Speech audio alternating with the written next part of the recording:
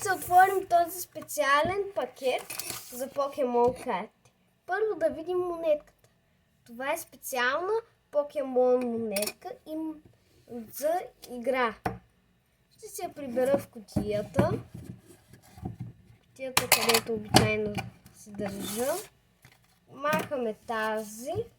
О, и между другото забравих да ви кажа, в тестето от миналия клип разбрах, че накрая съм имал картата за 600 лепта. Добре, сега пък промо картата. Специална лимитирана серия на Пупитар. Сега да видим какво се крие в пакетчето. Знаете как обикновено се отварят. Чакай. Извинете малко.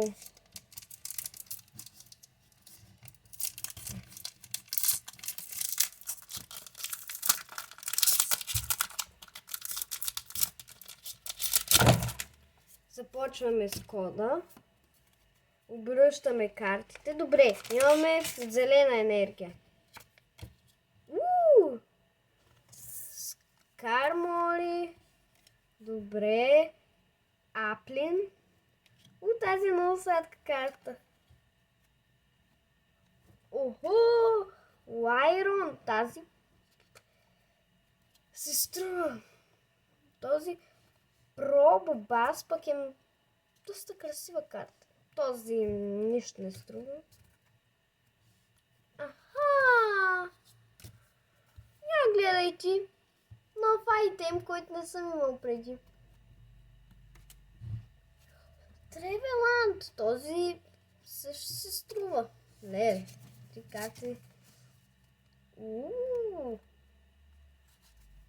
Има Soundglass, който не е някаква скъпа карта, но е много хубава. И Аркани. Това беше много приятно. И също, тъй като не е минало много време, ще ви покажа още нещо, което съм си взел. Това е Minecraft Вълк, Minecraft филма. Като виждате, сега е супер детайлен. Може да се върти така, сваля му се кришката. Това е героят Денис, кучето на Стив, предполагам, още не съм гледал филма. Може да си мърда главата насам натам. Много е добър. Може и лапичките. Сам не знам защо не съм му дали да се отваря устата. Но също и за бонус, изчакайте малко.